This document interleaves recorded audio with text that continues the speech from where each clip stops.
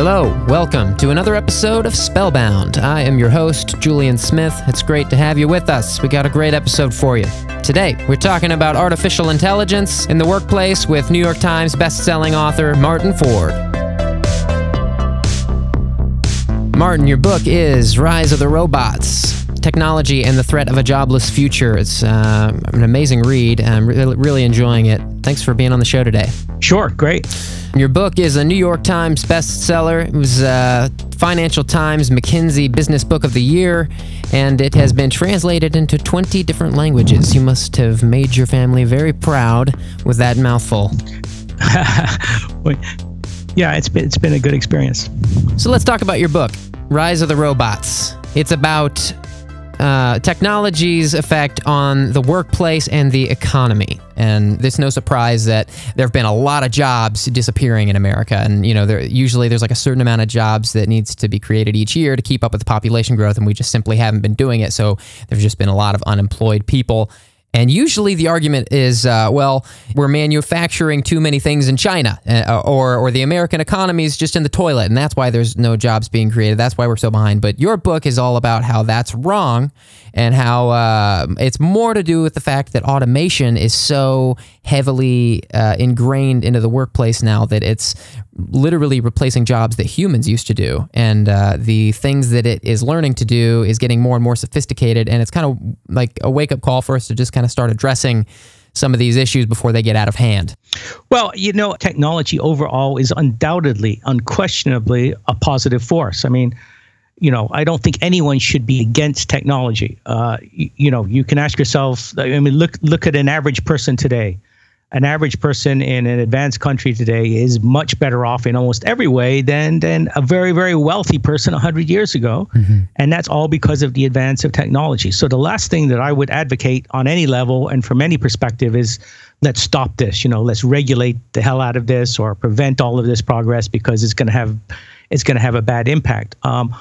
I'm just saying we need to recognize that we're probably reaching kind of a tipping point where the disruption that's going to be wrought by technology, in particular, the impact on the job market, is going to be maybe unprecedented. It's going to be unlike anything we've ever seen before. And when you and I talk about automation, we're not just, you know, talking about giant robots building boxes for Amazon. You know, it can be something as simple as an email or a tweet. The fact that you don't need to hire a human to send that message for you anymore. And, you know, we take this for granted, but this is a huge deal. These are jobs that humans would have been hired for in the past, and now we're not hiring those positions anymore. And, you know, the scope of this is only increasing.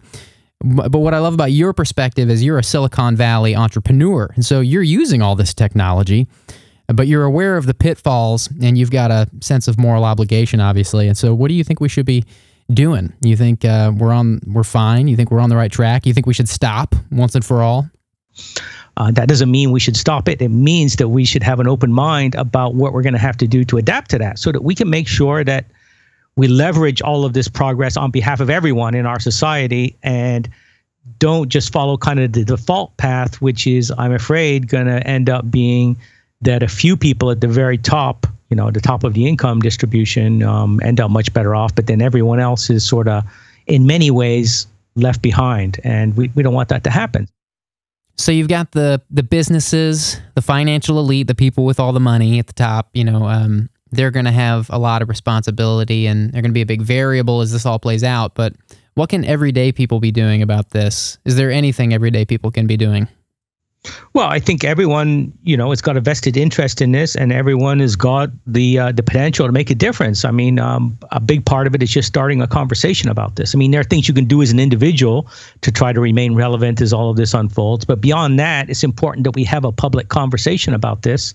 Eventually, this is an issue that needs to be dragged into the political arena, and that's starting to happen to some extent, not extensively, but it's getting going. And I think that in the future it will become a much bigger deal. And, you know, people have got to do what they can to make sure that everyone becomes aware of this and it becomes part of our discourse, I think.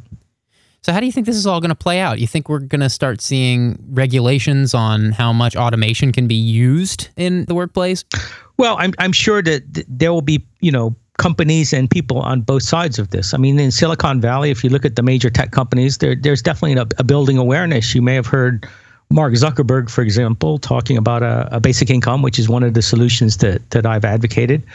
So there, a basic income meaning like a universal basic income, meaning everyone would receive a minimal basic income, whether they're working or not. That's one of the most prominent possible solutions to this problem. Maybe we can talk a bit more about that later.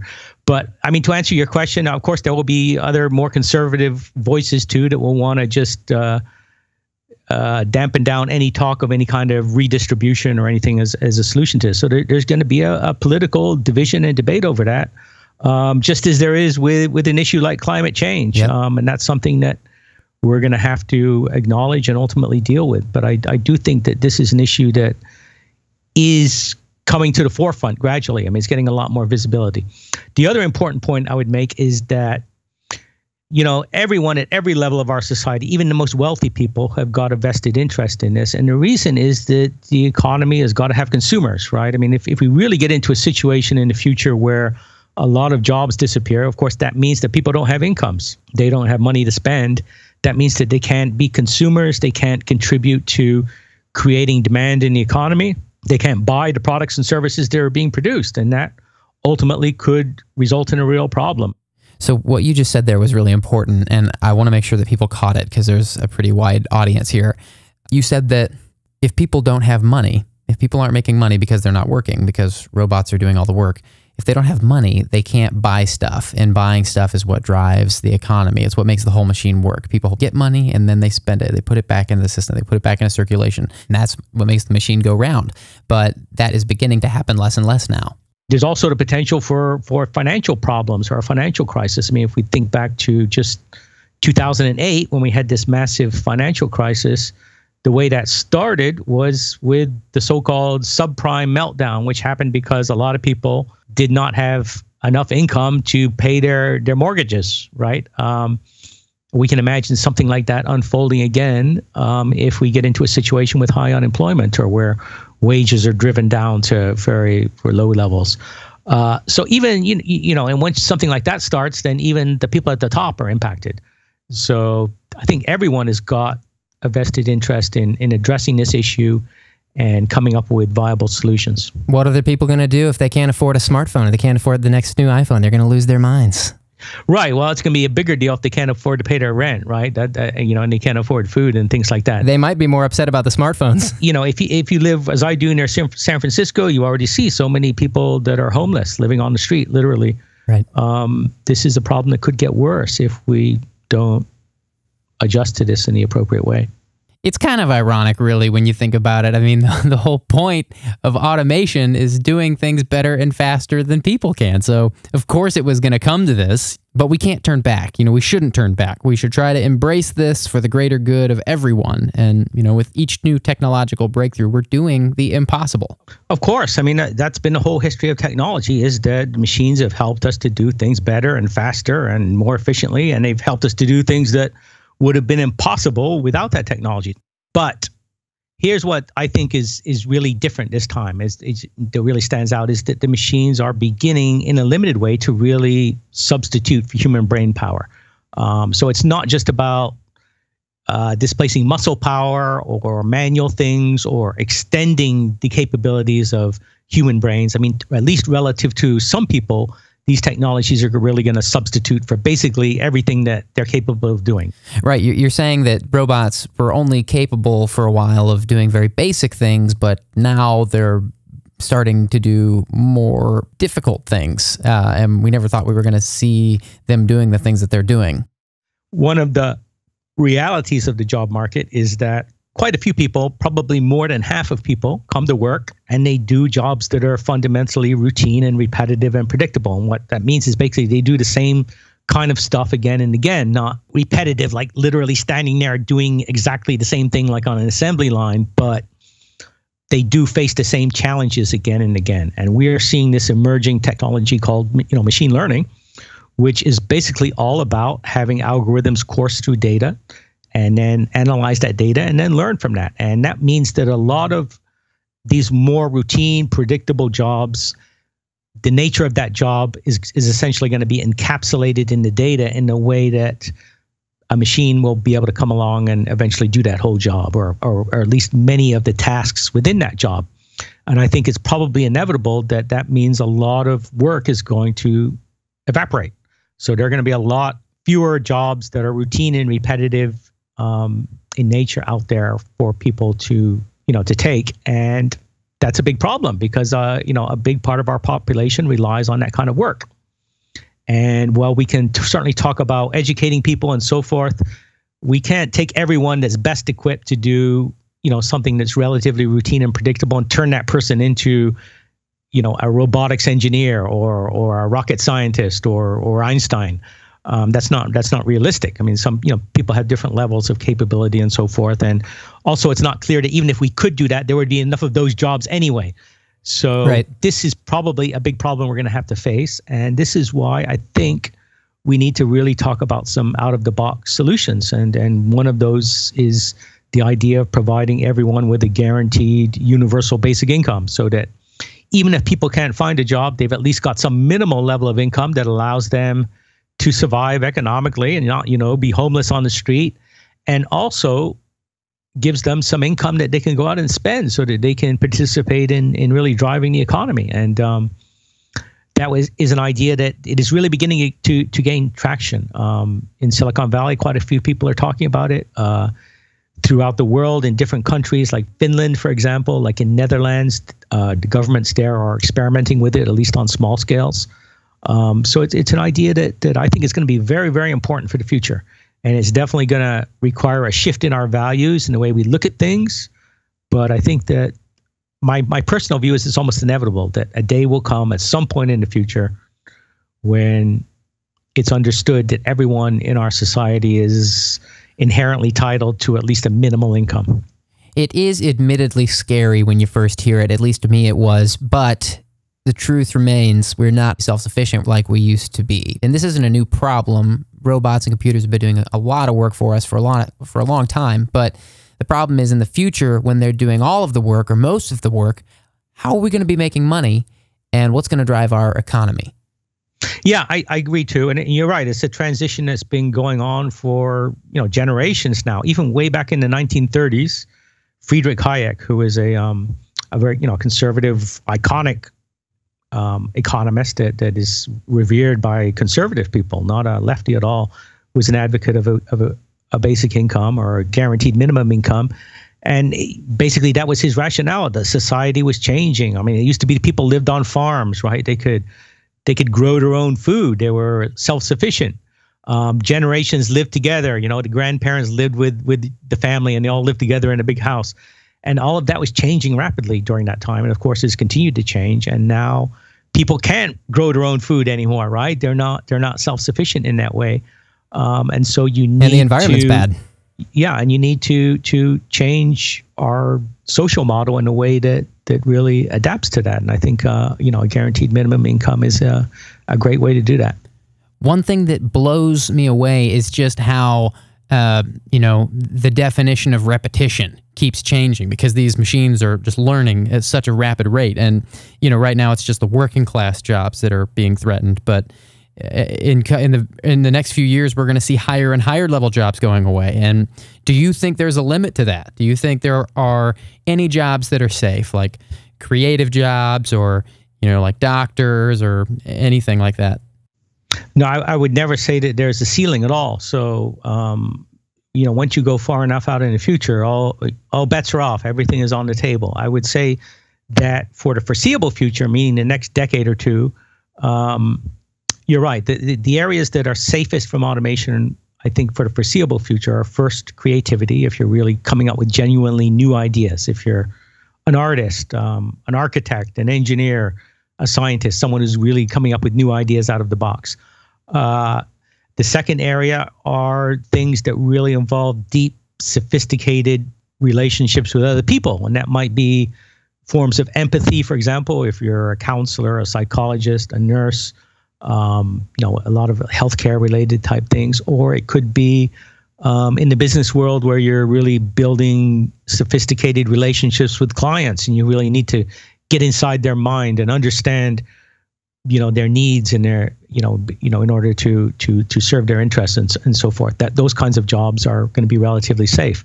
And the third area are things that really require lots of mobility and dexterity in unpredictable environments. And this would be things like skilled trade jobs, electricians, plumbers.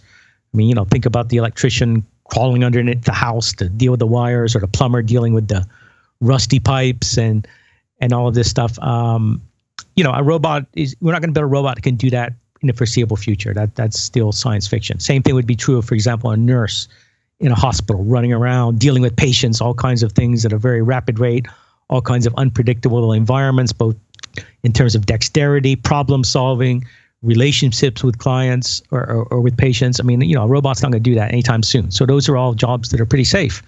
But in each of these areas, there is work being done to solve these problems. I mean, in my book, I give examples of creative algorithms that are already, for example, writing symphonies and doing electronic design and painting original works of art. I mean, so there already are creative algorithms out there. And this is something that is going to get better and better. So, once we get out beyond 20 years or so, I don't know what's going to be safe anymore. It is conceivable that at some point, certainly if we have true human level artificial intelligence, if that really happens, then you can imagine a world where machines are better at virtually everything, even jobs that you would consider to be purely artistic, things like being an actor or an actress. You can imagine that virtual characters that are intelligent would be able to outperform humans even in those areas. So, nothing is off the table, but that's sort of the best advice we can give for the foreseeable future. It's funny, you talked about algorithms and how smart they're getting. And, there was a time in YouTube's infancy when the videos on the homepage were curated by a human. They were hand-selected. They made a change. I can't remember what year it was, probably 2011. They shifted to a content curation algorithm. And it's crazy how intelligent that thing has become. It'll gauge an entire video and make notes of where people are rewinding and skipping and turning off the video. And they've generated this perfect framework for how to release content on their platform. And they know exactly what will work. They can tell you almost mathematically what will work if you do it. And it's crazy how accurate it's become. Sure. That's probably one of the most important and obvious applications of artificial intelligence or machine learning that we've really seen. It's YouTube, it's Amazon, it's Netflix, it's dating sites. They're using this technology to match you with things that interest you or that you'll find compelling, whether it's people or content or whatever. And that's one of the areas where we've seen the first emergence of this.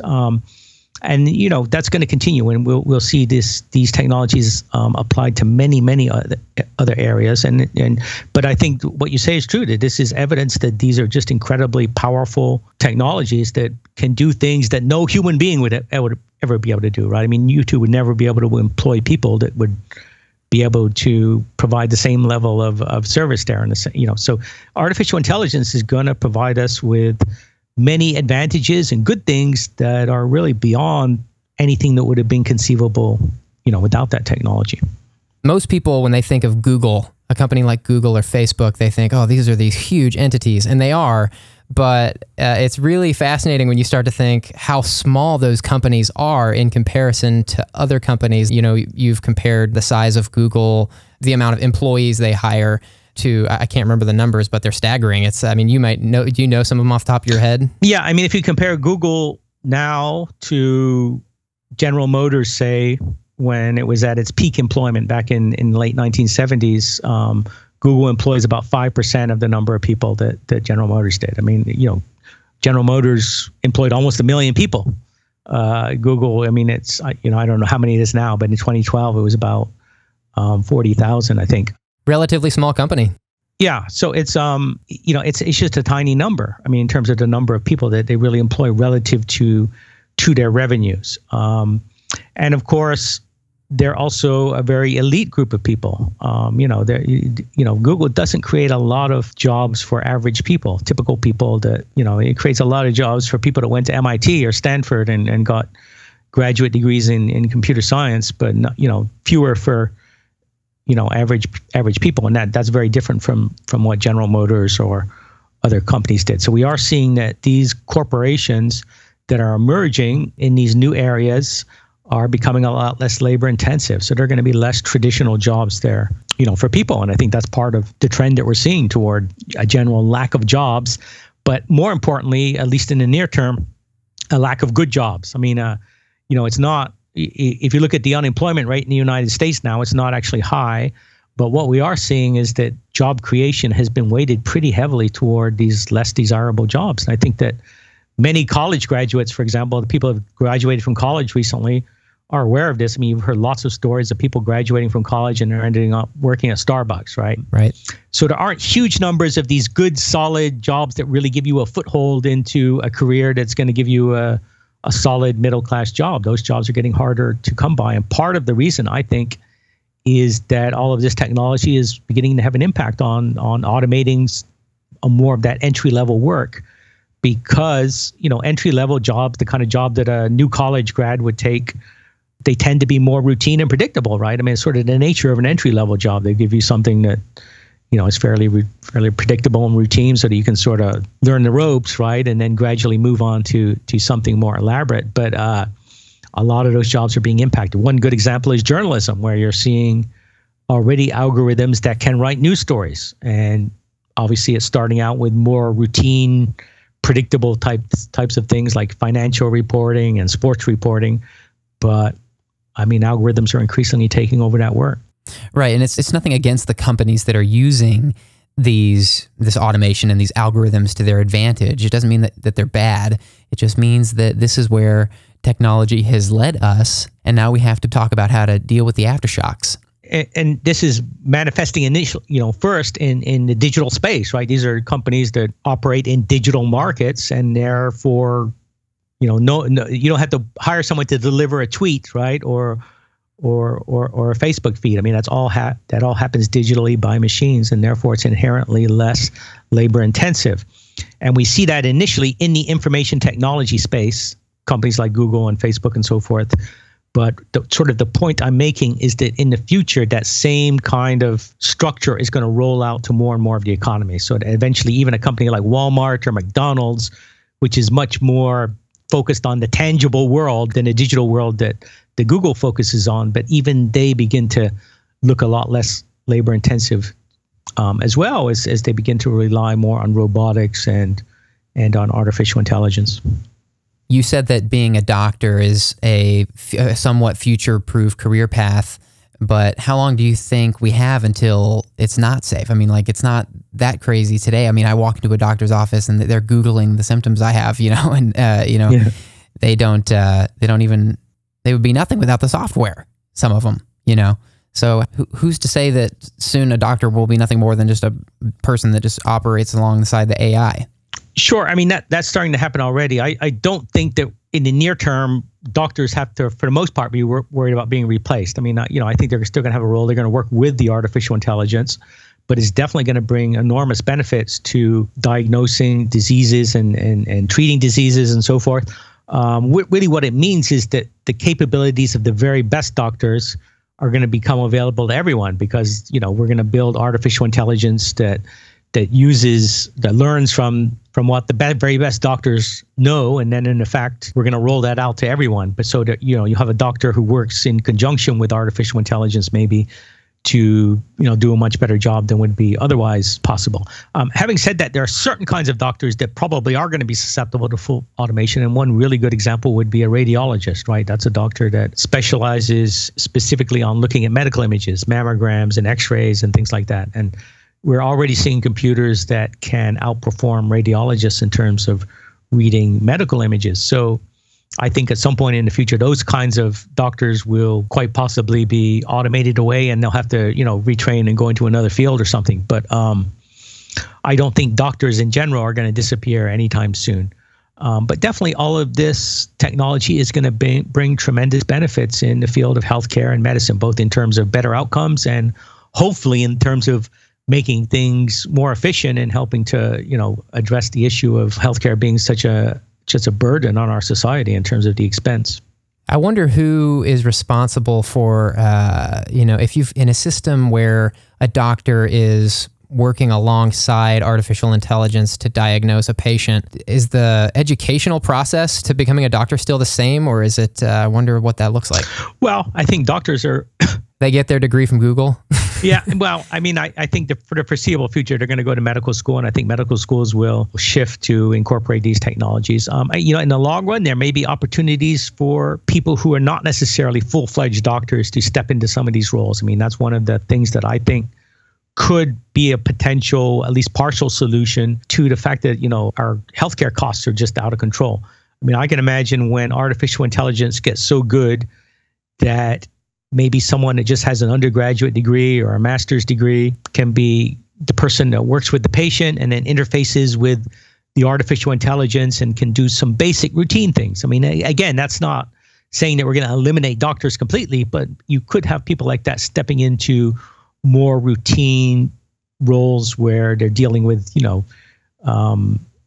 the basics of looking after patients, in cases where maybe someone with a full-fledged medical degree isn't really required. And that might help us to address some of the issues that we're going to face in the coming decades. In particular, we've got an aging population, a lot more older people. This is definitely a trend that we see in many countries, and it's going to put a big burden on our society because we need people to care for these older people, and they're going to have more and more health concerns. That means more doctors, more nurses, more health aides, and there's an enormous opportunity there, both in terms of artificial intelligence, medical diagnosis, and in terms of robots that can help with looking after elderly people. That in many cases is still a tall order. It's a tough challenge, but it's one of the biggest areas of opportunity, I think, in robotics and artificial intelligence. I can remember being a kid and seeing on my parents' bookshelf, an entire 2 rows full of encyclopedias and, opening them up whenever I wanted to look at something the way we now use Wikipedia. And what is your perspective on how accessible knowledge has become? Information and is so cheap these days. Do you think that's a good thing? Sure, it's a good thing as long as the accessibility of the information is I think a universal positive. What is more distressing to me is the way it's evolved in terms of especially the social media platforms that people use, where everything has become so balkanized that the information that people are presented with often just matches their own biases and views, and they're not really exposed to all the information that's out there. I mean, my vision for the internet is really what it was around the year 2000, maybe, when we had Google and we had this web and you could go and discover anything. And that's kind of the way that I sort of think of it. But now it's all, I'll tell you honestly that I'm not on Facebook. I don't use Facebook. And people that do use it spend an enormous amount of time there and get almost all their news and information through Facebook. And therefore, it's sort of filtered through the views of their friends or whatever, the people that they normally associate with. And so they tend to get just a reinforcement of their views. And I think that's really quite dystopian. And that's something that I really don't want to participate in. That's, I think, one of the most disturbing aspects of the way the internet has evolved. But of course, that's not about access to information. It's about the information that's presented to people. I really believe that, and that's why I think it's so important to search points and counterpoints when you're reading anything, because especially online, because it's so skewed and filtered by algorithms and all kinds of stuff you don't see before it winds up in your feed. And, I don't believe in crazy radical answers to debates. I think usually the answer is somewhere in the middle, because common sense should unify us. That's why uncensored conversation is so important, and it's being threatened all the time. Yeah, I guess the best advice is to do your own research and rely more heavily on trusted sources. The New York Times more than some totally unknown blog, perhaps. But in general, I think the biggest problem is that people don't even do that research at all. They just rely on what's in their news feed and don't really bother to sort of give that any further thought at all about where that came from or whether or not it's reliable. Should it be so scary that these computers are so much faster at thinking and arriving at accurate answers than humans are? Like, they did that study a few years ago that said the human brain, in terms of processor speeds, like if it were a computer, would be rated at like less than 100 hertz, which is like embarrassingly slow, like slower than a calculator. Like just, there's no comparison. And, you know, on one hand, you could say, well, computers have really helped us. You know, they really make life a lot better. But on the flip side, it's like thinking is what makes us human. So at what point do computers keep us from doing the thing we do best? And is that a problem? Yeah, I mean, that's a concern that we're gradually becoming more reliant on these technologies. I mean, it's true that you know what algorithms and data can produce are many times going to outperform human judgment, and that's, in a sense, not a bad thing. And we should leverage that. We should, you know, make sure we take advantage of that and use it in positive ways. I mean, many people are concerned that all of this can lead to a loss of skill or a loss of human capability, right, as we rely more and more on technology. And that is a genuine concern that I think we have to keep in mind. I mean, a classic example would be GPS, right? I mean, I can remember when I was younger going to Europe and renting a car and having a paper map and figuring it out, even in countries where I didn't know the language. And now I don't know how I did that. I mean, I can't imagine, you know, being in another country, especially, and not having, you know, Google Maps to tell me to turn left and turn right. So that to some extent, even, you know, that's an example of a lost skill. Maybe I could get it back if everything went down again. But so that's something to worry a bit about. You hear, you know, classic examples of this happen in aviation, right, where you've seen pilots make mistakes that probably would not have been made by an automated system. And, you know, the reality is that they're getting less practice flying the planes. I mean, there was just an incident, you know, where right at the airport I use most frequently in San Francisco, there was almost a total disaster because a jet almost landed on a taxiway where there were a bunch of other huge planes, you know, loaded up with fuel there. And you know, that's something that you worry about, right? And one solution to that is that was an automated flight or a human flight? It was a human flight, and apparently they weren't using the automation. If they had been, it wouldn't have happened. Wow. But one of the reasons may be that generally pilots rely a lot more on automation, and so they're getting less skilled, or, you know, they're using their skills less and less. So, but it is still human knowledge that this artificial intelligence is operating on. It's not like it just like came up with all this stuff itself. But that's what makes it so powerful. Is it's the entirety of human knowledge in a data bank. And, you know, this is the very first time ever that we've not only have this information together, but we can put it into devices that serve us better. And that's scary, but it's also really cool. But there is going to be an impact from that. As all of that advances and scales, a lot of average routine jobs are going to disappear. So what do we do about that? And you can imagine a very utopian outcome where, hey, we have all this great technology that gives us all these super things that we've never seen before. And at the same time, people have to work less. So nobody has to do a job they hate, a job that's really boring, a dangerous job. You know, people don't really want to do these jobs anyway. You know, anyone doing that kind of job, they're doing it because they need the money, right? So if those kinds of jobs disappear, that's not a terrible thing in and of itself.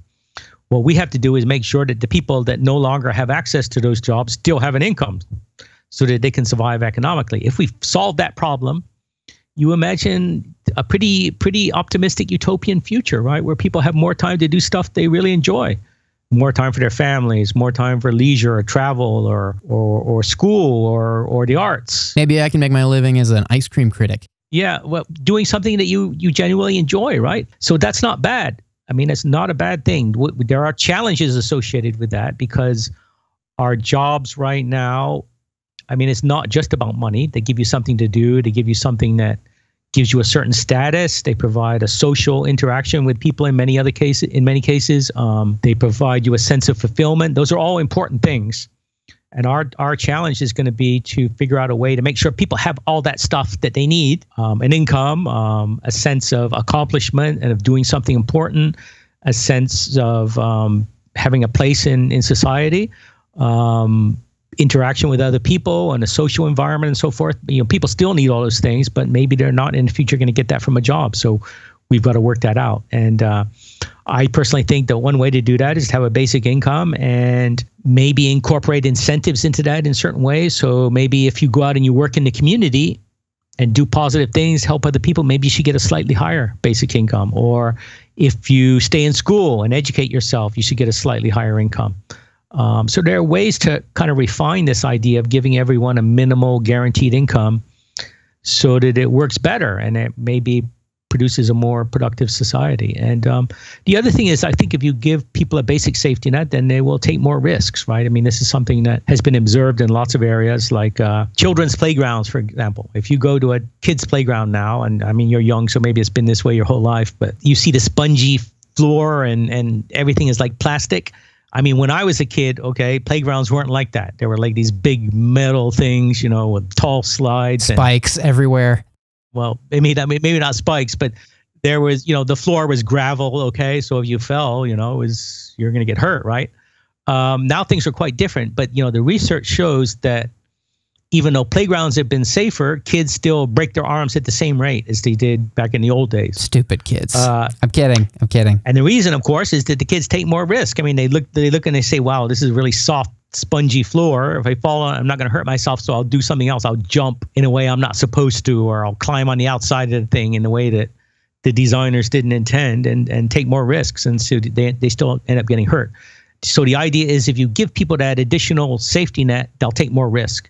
And I think that that is true also in the economic arena. So if you gave everybody a basic income, and they knew that no matter what, they're going to have at least this minimal income, then they would take more economic risk, right? They might be willing to quit a job that is really boring, or they might be more willing to quit a job and start their own business, you know, and take a risk in that way, because they know that, you know, they're protected at least to a minimal level. And so a basic income is actually an idea that could, I think, result in a more dynamic entrepreneurial economy. So it could be a great thing in many ways. So again, I think it's really an important idea for the future.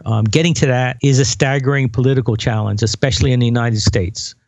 You know, I often go and I have speaking engagements in Scandinavia, Sweden, and Norway, and Denmark, countries like that. And even in those countries, I mean, they're not ready for it yet. And of course, they have a much more progressive view of the role of government and the importance of having a social safety net than people in the United States do. But even there, it's a big shift in terms of their basic values. So it's not going to be easy getting to a guaranteed income, but I do think it's almost inevitable that that's what's going to have to happen as all of this unfolds. A lot of times when you hear America compared to the governments of other countries and how much more progressive the other countries are, you hear arguments like, well, America is a huge place. We have way more people than like Denmark. So we could never operate like Denmark operates. You know, what do you think about that? Well, it's definitely true that, you know, our country is bigger and it's also more diverse. Now, if you look at those countries, and one of the harsh realities here that, you know, people don't like to talk about is that if you have a homogenous society, racially and so forth, it's a lot easier to have a strong social safety net. And if you look at those countries in Scandinavia that have those really great safety nets, they were basically put in place, you know, after World War II, when it was basically all white people there, right? So that's part of it. We have a much bigger economy, much more diversity, more strife between groups and so forth. So it's going to be harder here. That doesn't mean it won't happen. I think that it's inevitable that it ultimately will have to happen. And I think that one of the really important things we have to do is begin to think universally. You know, we have to think in terms of what's good for everyone. And everyone has to understand that, you know, we have to get away from this idea that programs are for certain groups of people and so forth, because that's not going to be true in the future. As, you know, work becomes less safe, virtually anyone is going to have to rely on these programs. These are going to be universal programs for everyone, that everyone at some point in their life might need to rely on. And I think that we really need to come around to that understanding so that we can build an adequate social safety net for everyone. And we need to get everyone to buy into it. And that's why it's really unfortunate that a lot of our language is so divisive now in the United States. Yeah, it's a huge problem. You know, the way the world works now is that jobs are the main mechanism that distributes income to consumers so they can buy stuff. If jobs erode or they go away or they become less effective at doing that, we have to fix that somehow. And I think that a universal basic income is one really good way to do that. Could you talk a little bit about comparative advantage? Well, the idea of comparative advantage says essentially that every person or every country has got something that they are best at in a relative sense. Okay, now that doesn't mean that you're absolutely better at someone else, but at least relative to that person, you're better at something, and therefore you should always be able to make an income. A classic example is you put two people on an island, okay? And so imagine a plane crashes and these two people are stuck on this island by themselves. And one guy is better at everything. He's better at picking coconuts. He's better at catching fish. He's better at building houses. He's better at everything, okay? Now, this other guy is worse at everything. So does that mean that the guy that's worse at everything should do nothing? What exactly does it mean in order to make things most efficient? And the answer that an economist would tell you is that the guy that is worse at everything should focus on the thing that he is least bad at. So if the better guy is 10 times better at climbing trees and getting coconuts, but he's only twice as good at catching fish, then the less good guy should really focus all his efforts on catching fish, so that the guy that is better at everything is freed up to spend more of his time climbing trees and getting coconuts. And that's sort of the theory that economists have come up with to explain why, it always makes sense for countries to trade, and that even countries that are disadvantaged in every way will have a place in the global economy. They'll still find something that they can do to trade. And it should also explain why even people who are generally less capable at everything should be able to find some kind of job to do something. And many people point to this as sort of a scenario as why technology can't ultimately displace everyone, that everyone will still have a job. And I kind of, it's a complicated explanation, and you kind of have to read the book, but I explain in the book why artificial intelligence and technology might kind of shake that up and transform that. And the reason is that computers don't face the same kind of opportunity cost that people do. They can do more than one thing at once. They can do things simultaneously, right? Whereas in the example of the two guys on the island, if the guy that's better than everything is catching fish, then he can at the same time be climbing trees and getting coconuts. And therefore, it makes sense for him to have the other guy catch the fish.